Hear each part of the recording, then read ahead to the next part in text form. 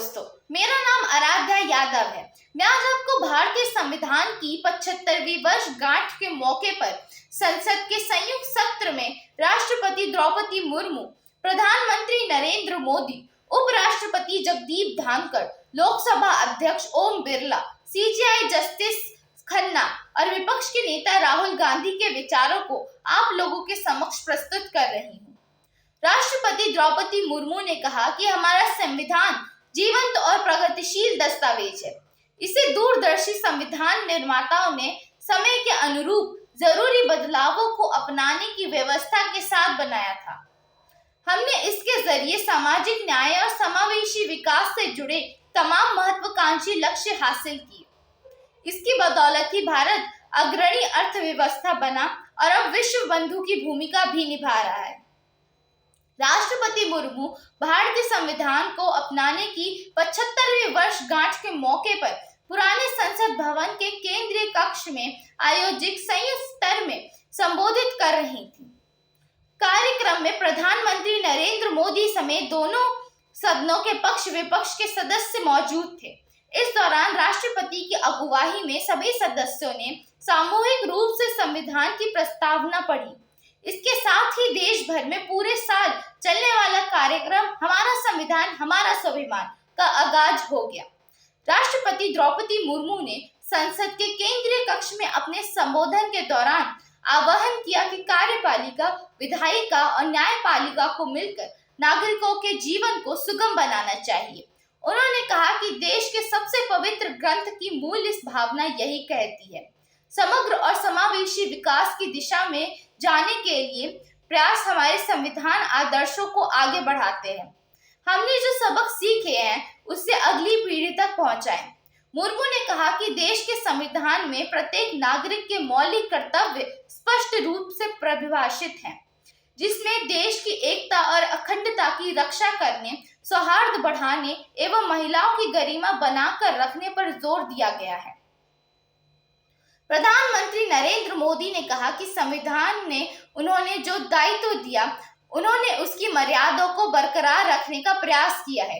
उन्होंने कहा कि मैंने कोई अतिक्रमण करने की कोशिश नहीं की, मर्यादा का ध्यान रखते हुए ही बात की है। उन्होंने कहा कि यहाँ तो इशारा करना ही काफी होता है, ज्यादा कहने की जरूरत नहीं। संविधान दिवस पर सुप्रीम कोर्ट में आयोजित कार्यक्रम में पीएम मोदी ने भ्रष्टाचार मुक्त समाज की जरूरत को भी रेखांकित किया।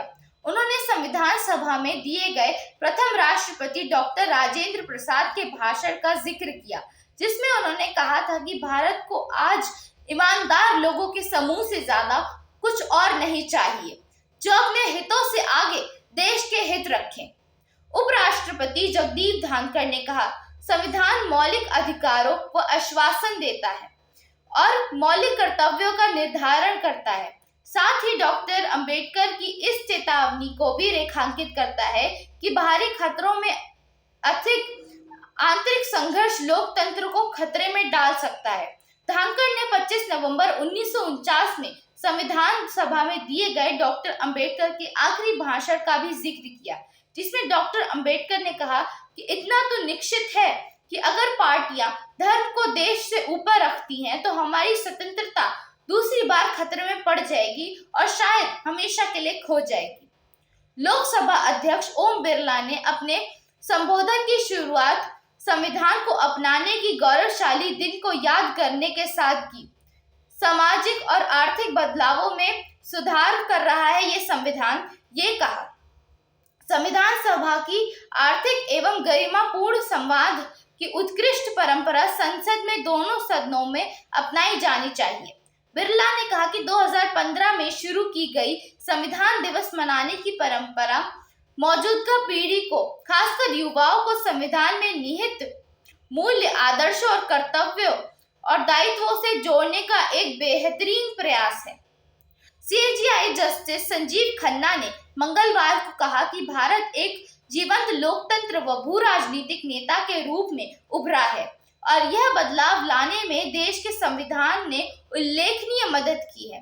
सीजेआई ने कहा कि भारत की यात्रा परिवर्तनकारी रही। भारत ने विभाजन और उसके बाद भयावह के बीच बड़े पैमाने पर निरक्षरता और गरीबी संतुलन सुनिश्चित करने वाले मजबूत लोकतांत्रिक प्राणी और अभाव से लेकर अब नेतृत्व करने वाले एवं आत्मविश्वासी भारत बना लिया है। आशा करती हूँ कि आप सभी को ये इन्फॉर्मेशन पसंद आई होगी, और अगर पसंद आई तो इस वीडियो को लाइक, शेयर और सब्सक्राइब करिएगा। धन्यवाद।